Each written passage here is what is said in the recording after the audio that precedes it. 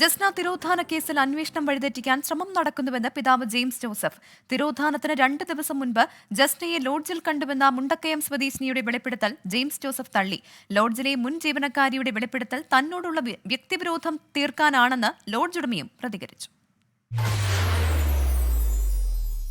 മുണ്ടക്കയത്തെ ഒരു വസ്ത്രവ്യാപാര സ്ഥാപനത്തിന് മുന്നിലൂടെ ജസ്ന നടന്നു പോകുന്ന CCTV ദൃശ്യങ്ങൾ നേരത്തെ തന്നെ പുറത്തു വന്നിരുന്നു.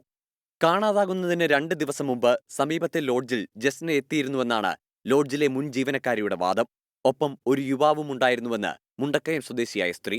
അത്രയും കഴിഞ്ഞ് ഞാൻ കണ്ടതാണ്, എനിക്കറിയാം. ആ പോകാൻ സമയം ഒരു ചെറുക്കനുണ്ടായിരുന്നു. അപ്പോൾ എന്നോട് പറഞ്ഞു അവർ ടെസ്റ്റ് എഴുതാൻ എറണാകുളം പോവുകയാണ്, അതിന് വന്നതാണ് എന്ന് എന്നോട് പറഞ്ഞു.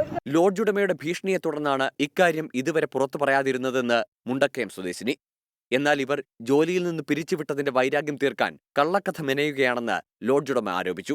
അത് എന്നോടുള്ള വ്യക്തിപരമായ വൈരാഗ്യം തീർക്കാൻ വേണ്ടി ഇതൊരു കരുവാക്കി തീർക്കുന്നതാണത്. ഇതിന് പിന്നിൽ കുറേ പേരുണ്ട്. എൻ്റെ പേര് കഴിഞ്ഞ ദിവസം ഒരു അക്രോസിറ്റിക്ക് ജാതിപ്പേര് വിളിച്ച് നമ്മുടെ കേസ് കൊടുത്തിരുന്നു. ആ കേസിൽ ജാമ്യം കിട്ടി. ജാമ്യം കിട്ടുന്നതിന് 2 ദിവസം മുമ്പ് 5 ലക്ഷം രൂപയും അല്ലെങ്കിൽ 1 ഏക്കർ സ്ഥലം വീടും കൊടുത്തില്ലെങ്കിൽ നിങ്ങളുടെ ലോഡ്ജ് പൂട്ടുമെന്ന് പറഞ്ഞ ഭീഷണിയുണ്ട്. അതിന്റെ റെക്കോർഡെല്ലാം നമ്മുടെ കയ്യിലുണ്ട്.